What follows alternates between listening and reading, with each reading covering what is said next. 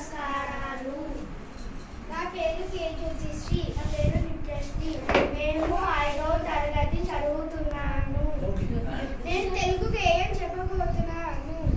ఒకటేరా తెలుగుదేశం, ఒకటేరా తెలుగు భాష, ఎక్కడున్న తెలుగులందరూ ఒకటేరా ఒకటేరా. అరకులోయ గాలికొండ, హైదరాబాద్ గోల్కొండ, కంచికట్టెను తెలుగు తల్లి, కంఠసీమన పూలదండ. ఒకటేరా గోదావరి నది, ఒకటేరా కృష్ణా నది, రెండు నదులుగా తెలుగు జాతి గుండెల్లో ఒకటైనది.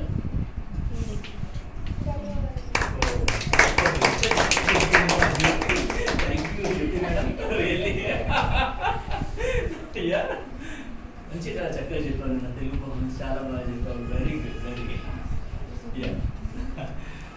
ఆ పేరెంట్స్ కళ్ళల్లో సంతోషం కనిపిస్తున్నది.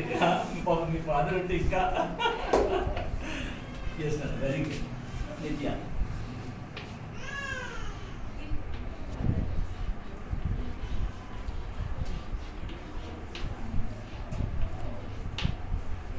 ఇప్పుడు నేను భాషా భాగాల గురించి చెప్తాను.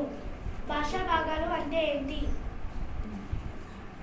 భాషా భాగాలు అంటే తెలుగు భాషలోని పదాలను వివరంగా చక్కగా తెలుసుకోవడానికి ఐదు భాగాలుగా విభజించారు. ఆ భాగాలను భాషా భాగాలు అని అంటారు. అవి వరుసగా నామవాచకం, సర్వనామం, విశేషణం, క్రియ, అవ్యయము. ఇప్పుడు నేను మీకు ఒక చిన్న కథ ద్వారా భాషా భాగాల గురించి చెప్తాను. ఒకరోజు 5 భాషా భాగాలు కూర్చుని మాట్లాడుకుంటున్నప్పుడు నేనే గొప్ప అని అన్నాయి.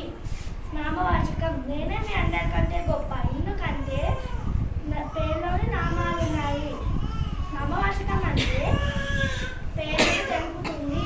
ఉదాహరణకు జంతువులు, పక్షులు, మనుషులు, నదులు, మరికొన్ని.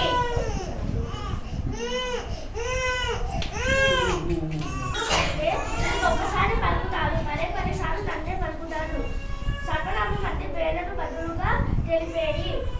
ఉదాహరణకు మేము, మీరు, అవి, అతడు, ఆమె, మరికొన్ని.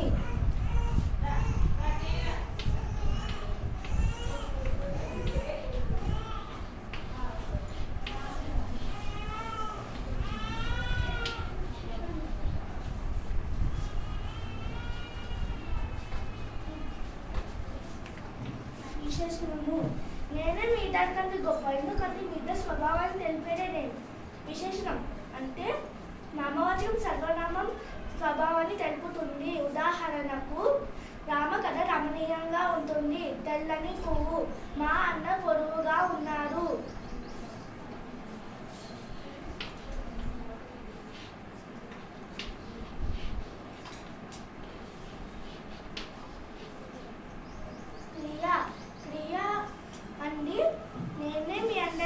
మీ ముగ్గురు కంటే గొప్ప, ఎందుకంటే నీ క్రియ లేకుండా ఏది లేదు. క్రియ అంటే మనం చేసే చేష్టలు అంటే పనులు క్రియలు అంటారు.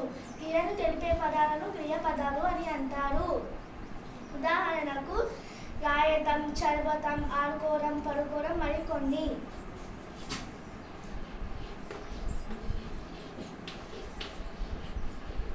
అవ్యయము, నేనే మీ నలుగురు కంటే గొప్ప, ఎందుకంటే శ్రీ, పుం, నపుంసక లింగములకు చెందని పదములు అవ్యయము.